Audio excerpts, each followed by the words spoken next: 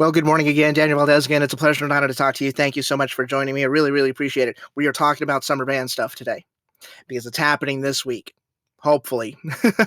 So we're going to talk very quickly about ground rules, what you're allowed to do, what you're not allowed to do during summer band per the UIL guidelines. And then in 10 minutes or less, we're going to make this a quick one. In 10 minutes or less, I am going to tell you how to win summer band. I keep seeing the lists about this is what you need to survive summer band. I don't want to survive. I want to thrive. I want to win. Turn to page 10 if you want to win. Get out there. Let's do this. Win summer band. I'm going to tell you how to do it. I'm going to tell how the marching members can do it. I'm going to show you how the parents can do it as well. So you may want to pay attention to that, my parent friends. So very quickly, we're going over some ground rules for UIL for summer band. So if you've noticed, you are not allowed to do any You're not allowed to learn any drill or any choreography that pertains to the UIL show, UIL contest show, until August 1st. That is what we've dubbed Texas Marching Band Day. August 1st, that is when every marching band in the state of Texas is allowed to open up their drill book and actually physically learn how to do the drill on the field and actually learn the choreography that goes with the contest show. Cool, cool. Everybody starts off on August 1st. Don't start off before then because you get in a lot of trouble. As far as music goes, as far as music rehearsals go, you can do as much as you want during the summer. You can practice all the music you want. You can practice it outdoors. You can practice it indoors. It doesn't matter. Music, no limits on it whatsoever. As far as marching fundamentals go, you are limited to 10 hours of marching fundamentals from the time school ended in May or June or whenever school ended for you until August 1st. You get 10 hours of fundamental time between that huge gap. Remember, starting August 1st, you're basically fair game. You can do as many fundamentals as you want. You can do it for hours and hours and hours. Cool. The exception to the no choreography before August 1st rule is the color guard. Remember, they don't play instruments. Their main thing is choreography. So the color guard is allowed to learn choreography pertaining to the marching show before August 1st. They are allowed to do that. The only thing they cannot do is they cannot do any visual staging on the field, and they cannot learn any drill coordinates before August 1st. Cool, cool. The reason why the music thing is so important is because we have a lot of drumlines that get together usually a couple of weeks before the actual band comes back to camp. Think of the drum line, if you think of it in terms of in baseball terms, pitchers and catchers usually report for spring training for baseball a week or two before everybody else does. So it's super important for drummers to get together and get their line set and, start listening into each other and all that fun stuff. After August 1st, you basically practice as much as you want. That's why a lot of those days are long. They're real, real long. A lot of them go 12 hours, 4 or 5 days a week. You're allowed to do that. And you can do fundamentals outside. You can start learning your drill after August 1st, all that fun stuff.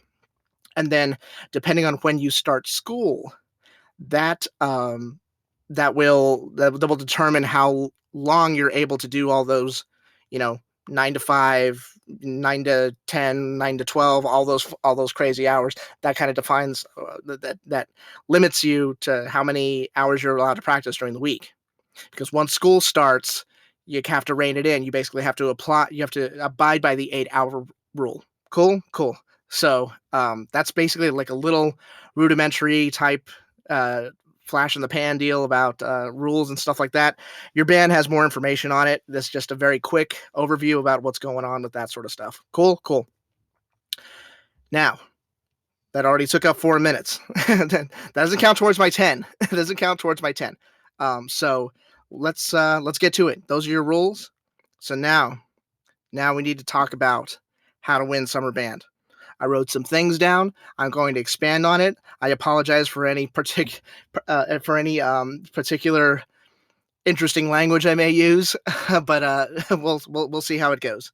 So I'm going to go ahead and put 10 minutes on the clock, and let's get to it. This is how you win summer band in 10 minutes or less. Here we go. All right, students, listen to me. Marching members, cool.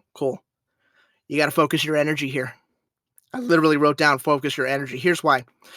The Texas marching bands are in a very unique position in that they usually start summer band right after DCI Southwestern Championships. A lot of programs showed up at the Alamo Dome yesterday. They took buses to get there. They drove their own cars to get there. People came from miles around to come to the Alamo Dome for a couple of reasons. Number one, drum corps is awesome. Number two is to get inspired. I know a lot of students. I've talked to a bunch of them within the last 24 hours that are ready to grab the world by the tail and wrap it up and pull it down and put it in your pocket. Well, I'm here to tell you that what you're going to learn as you go out there, and if you don't focus that energy, you're not going to amount to jack squat. You can't just have all this unbridled energy. It's got to be focused. Understand, people are ready. I understand where you're coming from. You're ready to rip the walls down. I'm ready to get to state. I'm ready to get to nationals. I'm ready to do everything. That's cool. How the heck do you think all those performers yesterday got to where they were today? Didn't happen all at once. They didn't tear through the walls down. It was little by little, step by step. You have to take it literally every single rep you have to take at 100%. Unbridled energy is cool, but if it's not focused, you're done. So make sure you focus that energy. Make sure you're learning your music and you're learning choreography and learning your drill and you're focused the entire time. It's going to be very difficult to do in the heat. It's going to be very difficult to keep that up for 12 hours a day for 5 days a week for the next couple of weeks. It'll be difficult, but it is not impossible. The programs that can get through summer band without being completely depleted of their energy and their life force, those are the programs that are going to be at state in November. Those are the programs that are going to get to national finals. Those are the programs that are going to get to super regional finals. It happens every single time, and it starts now. So focus your energy, hone it in, and get to work. Cool. Parents, give your kids some freaking slack. I cannot tell you the look my parents gave me when I told them that I was not going to be able to get a part-time job during the summer because I had summer band stuff and band obligations. My parents were very old school. They felt like if you didn't do a part-time job during the summer, that you weren't learning any life lessons, that you were lazy and you were unmotivated, and that you were going to just stay that way the rest of your life. As we all know, that's a bunch of crap. Parents, even if you don't completely understand what this whole band thing is about, even if you're completely lost on it, even if you tried to get your kid to do something completely different, to do some other extracurricular activity that you understand, you got to give them some slack when they come home. They're going to be tired. They're going to be frustrated. They're going to be angry. They're going to be super excited. They're going to be joyful. They're going to be hopeful. They're going to be all sorts of stuff. They're going to be in there, hopefully playing their horns and studying drill stuff and doing all sorts of fun band stuff. They're going to go to band socials, and there's going to be barbecues and water balloon fights, and the fire truck's going to come down and dump a bunch of water on them and on the practice fields. All that stuff's going to happen. I promise you they're working. I promise you they're working. They may not come home with a shirt that has their name tag on it or anything like that. They may not be working retail or anything like that, but I promise you they're working and they're learning really awesome life lessons. So when they get home, you got to treat them with some respect, even if you don't understand what this band thing is about. Cool? Cool. Students, band members, help the younger students. You know, upperclassmen, you know what this is all about. You know exactly what this is all about. You know exactly where to go. You know exactly who to talk to. You know exactly what to do. The younger people don't.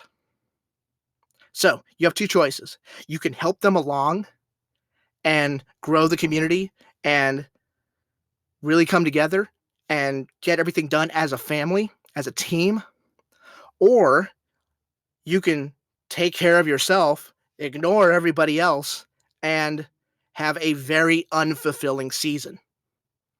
The choice is entirely up to you. There are a lot of things about this activity we don't really control.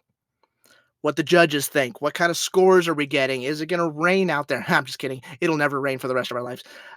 Is it? What's the weather going to be like? Are we going to get a water break anytime soon? We don't have control over that stuff. Maybe not the water break thing, but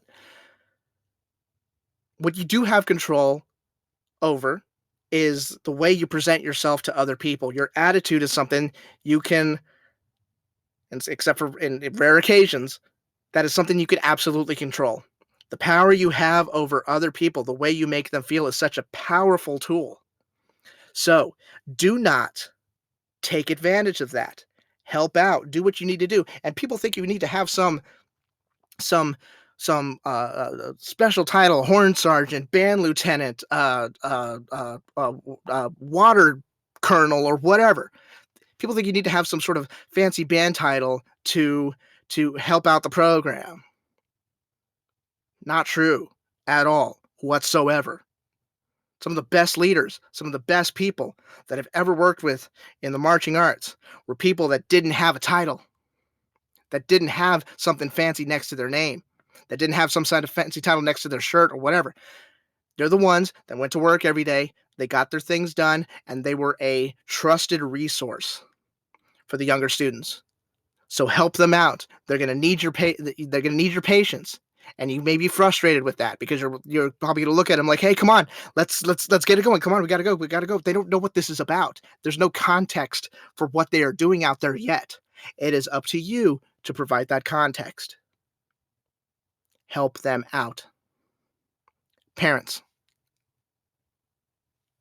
it is not about you. I say that with as much respect as I can. So I want you to understand something.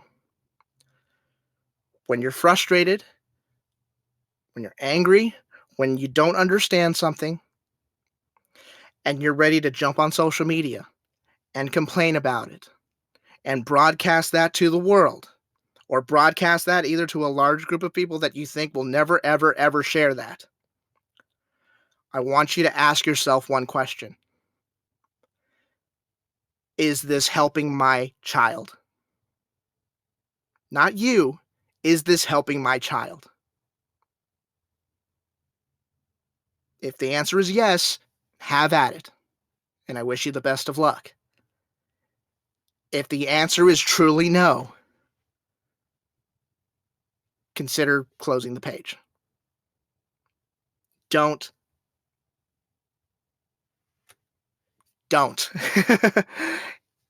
Make sure your child's the focus here. If there's something you don't agree with or whatever, go up the proper channels in order to address that. Rarely in the band activity has a band parent complained about something on social media, and it ended up being the correct move there. Are there some exceptions? Yes, there are some extreme exceptions, but not everything is the exception. So please remember that. Please remember that. I hear stories about that every single year, and I don't want that to happen to you. So just remember that. Students, last thing. If you had a director change, if you had any sort of director change, get behind them as soon as possible. Because immediately, especially the upperclassmen, when a new director comes in or new assistant director comes in or whatever, there's immediate distrust, which is understandable because you don't know this person. Who the heck are you? I understand that. I've gone through that. I went through that twice during my musical career. Once in middle school, once in high school. I understand what it's like to lose a director, to not have them around, and then all of a sudden a new director comes in and you're trying to figure out what the heck to do. Get behind them. Talk to them. Try to have a meeting with them. Anything. Leadership, if you haven't done it already, get with them as soon as you possibly can and find out what the intentions are. Find out, you know, get used to them. What's their personality like? What's their favorite food? Any sort of stuff that you can do to connect with them is going to help sow the seeds of trust with the other people in the program. You have to do that. Otherwise, you're going to be in for a very, very long season. Time. Oh my God. Okay, stop. Shut up. Okay, there. All right. The podcast ducks have told me that's the 10 minutes. So I am done here. Congratulations to everybody who's going to be doing their thing during summer band. I wish you best of luck. I wish you good health. Please take care of yourselves. You know to drink water. You know how to. You all know what to do. Just make make responsible decisions. I can't wait to see your shows this year. I'm gonna see them. We're gonna do the live blog. We got more on that stuff coming very, very soon. I promise. Good luck to you. You need anything, you come find me. Okay. Good luck to everybody. Good luck to the parents. Good luck to all the band members in the state of Texas and all across this great country. Thank you so much for listening. It is time to get to work. Let's do it. Let's go. 2022 Summer Band begins now. Thank you so much for listening. Take care. Adios. Bye bye.